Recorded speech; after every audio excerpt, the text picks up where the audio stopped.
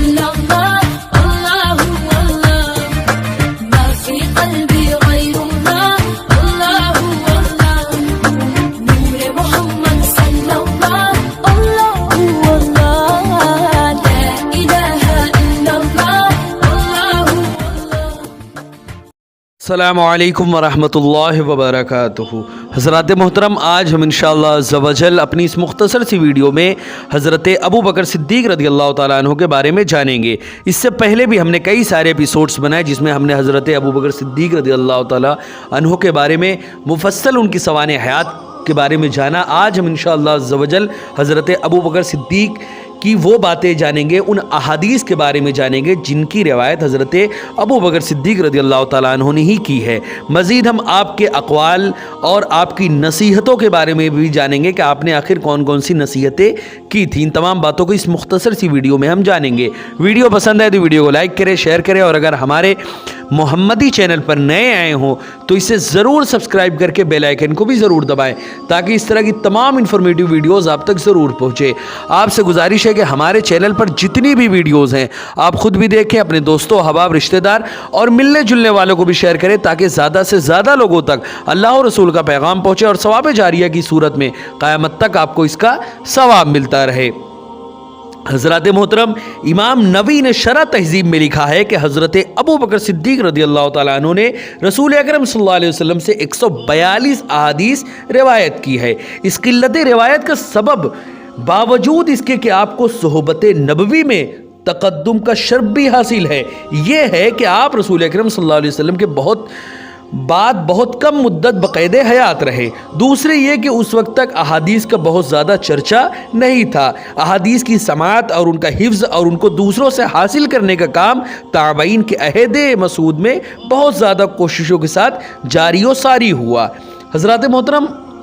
حضرت ابو بکر صدیق رضی اللہ تعالیٰ عنہ اور تفسیر قرآن کی حالت یہ تھی کہ ابو القاسم بغوی نے ابو تیقہ کے حوالے سے بیان کیا کہ کسی شخص نے حضرت ابو بکر صدیق رضی اللہ تعالیٰ عنہ سے تفسیر قرآن کے بارے میں دریافت کیا تو آپ نے جواب دیا کہ اگر میں قرآن کریم کی کسی آیت کی بھی تفسیر کروں اور وہ منشأ الہی کے خلاف ہو تو بتاؤ میں کس زمین پر اور کس آسمان کے نیچے آخر رہوں گا، آخر میرا کیا حال ہوگا اور مجھے کہاں پناہ ملے گی۔ حضرت محترم، ابو عبیدہ نے ابراہیم تمیمی کے حوالے سے لکھا ہے کہ کسی شخص نے حضرت ابو بکر صدیق رضی اللہ تعالیٰ عنہ سے فاکہۃ و ابا کے معنی دریافت کیے تو آپ نے فرمایا اگر میں سمجھے بوجھے بغیر غور و فکر کے قرآن کی تفسیر کروں تو وہ کون سی زمین ہے جو مجھے اپنے اوپر آرام کرنے دے گی اور کون سا آسمان ہے جو مجھ پر سایہ فگن رہے گا۔ حضرات محترم، اسی طرح قرآن کے معنی کو بتانے میں بھی حضرت ابو بکر صدیق رضی اللہ تعالیٰ عنہ بہت زیادہ احتیاط کرتے تھے۔ بیہقی وغیرہ نے لکھا ہے کہ ایک بار حضرت ابو بکر صدیق سے کلالہ کے معنی کے بارے میں دریافت کیا گیا تو آپ نے فرمایا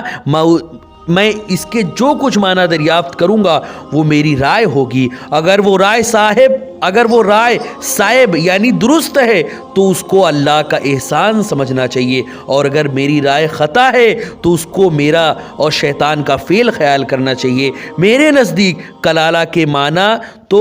ولد یعنی بیٹا اور والد ہیں۔ حضرت عمر رضی اللہ تعالیٰ عنہ نے اپنی خلافت کے زمانے میں ایک موقع پر فرمایا کہ حضرت ابو بکر کے کلام کی تردید کرنے سے مجھے شرم آتی ہے۔ ابو نعیم نے حلیہ میں اور اسود بن ہلال کے حوالے سے لکھا ہے کہ حضرت ابو بکر صدیق رضی اللہ تعالیٰ عنہ نے صحابہ کرام سے فرمایا کہ آپ لوگوں کو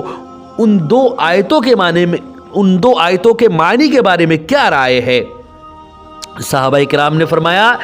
کہ استقامو کے معنی ہے کہ انہوں نے استقامت کی اور کوئی گناہ نہیں کیا، اور بظلمین کے معنی ہے کہ مسلمانوں نے اپنے ایمان میں گناہوں کی آمیزش نہیں کی۔ یہ معنی سن کر آپ نے فرمایا تم نے ان آیات کے معنی کو غیر محل پر محمول کیا ہے، بلکہ معنی یہ ہے کہ انہوں نے اللہ تعالیٰ کو اپنا رب کہا، پھر اس اقرار پر وہ قائم رہے اور کسی دوسرے خدا کی طرف مائل نہیں ہوئے، اور اپنے ایمان کو شرک سے ملوث نہیں کیا۔ حضرات محترم ابن جریر عامر بن سعد بجلی سے روایت کرتے ہیں کہ حضرت ابو بکر صدیق رضی اللہ تعالیٰ عنہ نے للذینہ کر کے ایک آیت ہے، اس کی تفسیر میں ارشاد فرمایا کہ اس سے مراد یہ ہے کہ اللہ کی جانب نظر کی اور اسی سے لو لگائی، یعنی اللہ کی جانب نظر کی اور اسی سے لو لگائی۔ ابن جریر نے حضرت ابو بکر صدیق رضی اللہ تعالیٰ عنہ سے یہ قول بھی نقل کیا ہے کہ آپ نے ان الذین قالوا ربنا اللہ ثم استقاموا کے معنی یہی ارشاد فرمائے ہیں کہ جس شخص نے یہ کہا اور اسی عقیدے پر مر گیا تو اس کے بارے میں کہا جا سکتا ہے کہ اس نے استقامت کی۔ حضرات محترم اسی طرح حضرت ابو بکر صدیق رضی اللہ تعالیٰ عنہ نے بہت سارے ایسے اقوال کہے، آپ نے نصیحت کی کہ اگر کوئی انسان ان تمام اقوال کو سنے اور اپنی زندگی میں اتارے تو یقیناً اس کی زندگی میں ایک بہت بڑا انقلاب آ جائے گا۔ حضرات محترم احمد نے کتاب الزہد میں سلمان کے حوالے سے لکھا ہے کہ ایک روز میں حضرت ابو بکر صدیق کی خدمت میں حاضر ہوا اور میں نے عرض کیا مجھے کچھ نصیحت فرمائیے۔ آپ نے فرمایا اے مسلمانوں، اللہ سے ڈرو، اچھی طرح یہ یقین کر لو کہ وہ وقت قریب ہے جب ہر پوشیدہ بات ظاہر ہو جائے گی اور لوگوں کو معلوم ہو جائے گا کہ ہر چیز میں تمہارا کتنا حصہ ہے، تم نے کیا کھایا اور کیا چھوڑا۔ یاد رکھو جس نے پانچوں وقت کی نماز ادا کی وہ صبح سے شام تک اللہ کی حفاظت میں آ گیا، اس کو کون مار سکتا ہے؟ اور جس نے اللہ کی اس ذمہ داری سے عہد شکنی کی اللہ تعالیٰ اس کو دوزخ میں اوندھے منہ ڈال دے گا۔ حضرات محترم آپ ہی کا یہ بھی ارشاد ہے کہ صالحین دنیا سے یکے بعد دیگرے اٹھا لیے جائیں گے، صرف وہ لوگ باقی رہیں گے جو اس طرح بیکار ہوں گے جیسے جو اور کھجور کا چھلکا، اور ان سے اللہ تعالیٰ کو کوئی تعلق نہیں ہوگا۔ نعوذ باللہ من ذالک دائما ابدا۔ کتنی زیادہ یہ پیاری نصیحت حضرت ابو بکر صدیق نے کی تھی کہ وہ دور ان قریب آنے والا ہے کہ نیکوں کو اللہ رب العزت اٹھا لے گا اور دنیا میں صرف ایسے ہی لوگ رہیں گے جو دین میں جن کا کوئی بھی حصہ نہیں رہے گا، جو بالکل بھی دیندار نہیں ہوں گے، جو ہوں گے تو مسلمان لیکن اسلام سے ان کا کوئی لینا دینا نہیں ہوگا۔ حضرات محترم اسی طرح حضرت ابو بکر صدیق رضی اللہ تعالیٰ عنہ کا ایک قول یہ بھی ہے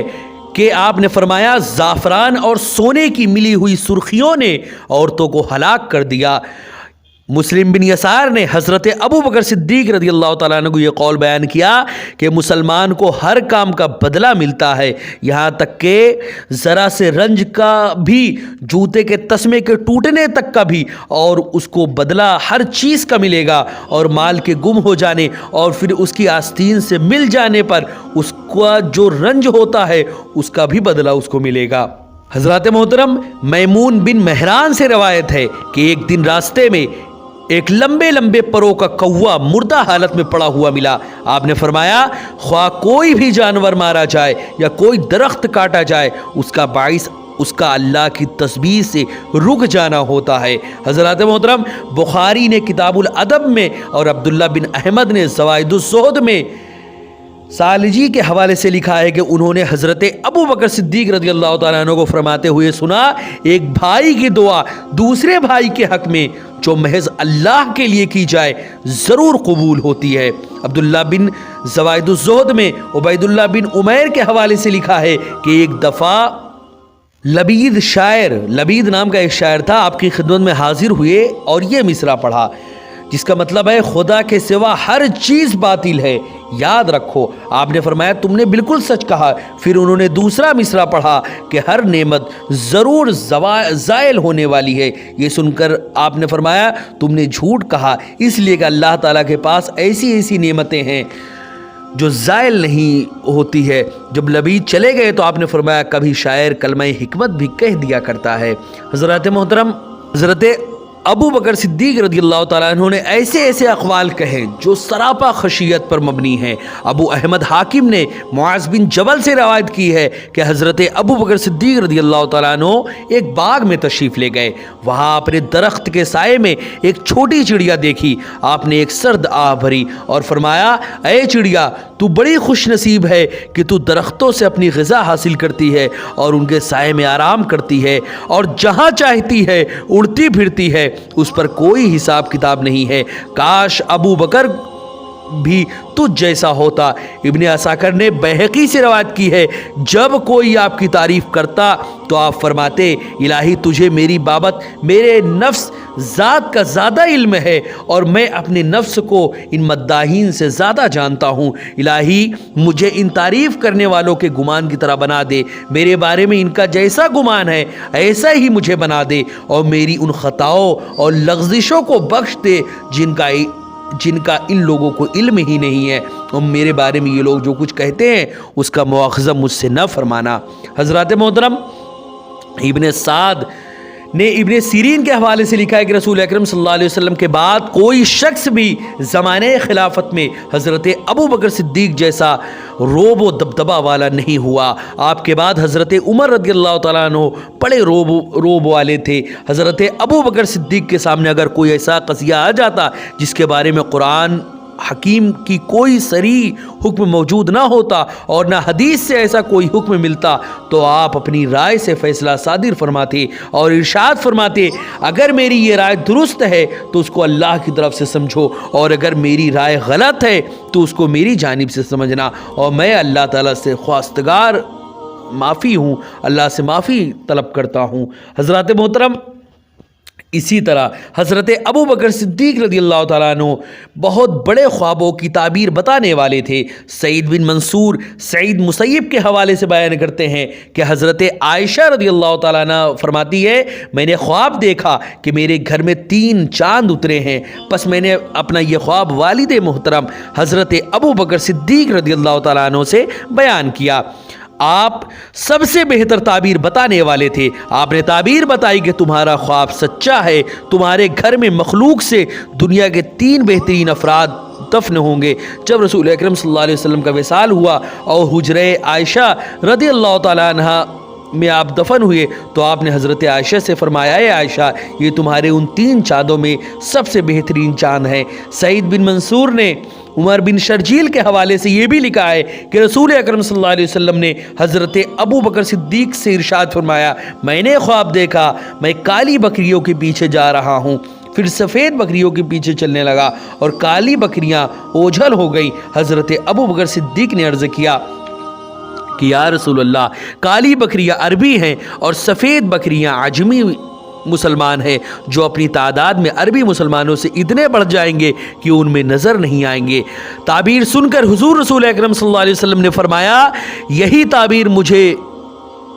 صبح دم فرشتے نے بھی دی ہے۔ محمد بن منصور بھی ابن ابی یعلی کے حوالے سے بیان کرتے ہیں کہ رسول اکرم صلی اللہ علیہ وسلم نے ارشاد فرمایا میں نے خواب دیکھا میں ایک کنویں سے پانی کھینچ رہا ہوں، اتنے میں میرے پاس سیاہ رنگ کی کچھ بکریاں آئیں، ان کے بعد کچھ اور آئیں جن کے سفید بالوں پر سرخی غالب تھی۔ حضرت ابو بکر صدیق نے اس کی وہی تعبیر کی جو ابھی اوپر مذکور ہو چکی۔ حضرات محترم، ابن سعد محمد بن سیرین سے روایت کرتے ہیں انہوں نے کہا اس امت میں حضور رسول اکرم صلی اللہ علیہ وسلم کے بعد حضرت ابو بکر صدیق سب سے بہترین خواب کی تعبیر بتانے والے ہیں۔ حضرات محترم، حضرت ابو بکر صدیق رضی اللہ تعالیٰ عنہ کی بہت ساری شانوں میں سے ایک شان یہ بھی تھی کہ آپ بر وقت بر محل فیصلہ آپ کرتے تھے۔ بیہقی دلائل میں عبداللہ بن بریدہ سے روایت کرتے ہیں کہ رسول اکرم صلی اللہ علیہ وسلم نے عمر بن عاص کو ایک سریہ میں امیر لشکر بنا کر روانہ کیا۔ اس لشکر میں حضرت ابو بکر حضرت عمر رضی اللہ تعالیٰ عنہ بھی موجود تھے۔ میدان جنگ کے قریب پہنچ کر عمر بن عاص نے حکم دیا کوئی شخص آگ نہ جلائے۔ حضرت عمر رضی اللہ تعالیٰ عنہ کو ان کا یہ حکم ناگوار گزرا اور وہ غصے میں آگے بڑھنا چاہتے تھے کہ حضرت ابو بکر صدیق رضی اللہ تعالیٰ عنہ ان کو منع فرمایا اور کہا رسول اکرم صلی اللہ علیہ وسلم نے ان کو ماہر جنگ سمجھ کر ہی امیر لشکر مقرر کیا ہے، اس لیے ان کی بات مانو۔ بیہقی نے ابن معاشر کے طرق سے اس طرح اس حدیث کو بیان کیا کہ رسول اکرم صلی اللہ علیہ وسلم نے فرمایا ہے میں قوم پر اس شخص کو حاکم مقرر کرتا ہوں جو امور جنگ میں بیدار مغز اور ہوشیار ہو۔ حضرات محترم، یہ حضرت ابو بکر صدیق رضی اللہ تعالیٰ عنہ کے بارے میں چند باتیں تھیں، آپ کی مکمل سوانح حیات تھی جو ابھی آپ نے سماعت کی۔ ان تمام ویڈیوز کو آپ ہمارے محمدی چینل پر جا کر ہماری پلے لسٹ ابو بکر سے ابو طفیل تک میں جا کر دیکھ سکتے ہیں۔ حضرت ابو بکر صدیق کے بارے میں مفصل باتیں آپ کی फुल बायोग्राफी आप जाकर उसमें देख सकते हैं। इंशाअल्लाह अज़्ज़ा वजल नेक्स्ट एपिसोड में हम हज़रत उमर रज़ियल्लाहु ताला अन्हु के बारे में जानेंगे, जो कि बहुत ही अजीम सहाबी थे और इस्लाम इनके ज़माने में इतना दूर तक फैला है, हर चार जानिब इस्लाम का डंका हज़रत उमर रज़ियल्लाहु ताला अन्हु ने पहुँचाया था और जिधर नज़र जाती थी हज़रत उमर रज़ियल्लाहु ताला अन्हु के ज़रिए इस्लाम का डंका बजता हुआ नज़र आता था। इंशाअल्लाह अज़्ज़ा वजल हज़रत अबू बकर की फुल बायोग्राफी आज कंप्लीट हो गई है। इंशाअल्लाह अज़्ज़ा वजल नेक्स्ट एपिसोड से हम हज़रत उमर रज़ियल्लाहु ताला अन्हु के बारे में ही जानेंगे। अस्सलामु अलैकुम वरहमतुल्लाहि वबरकातुहू।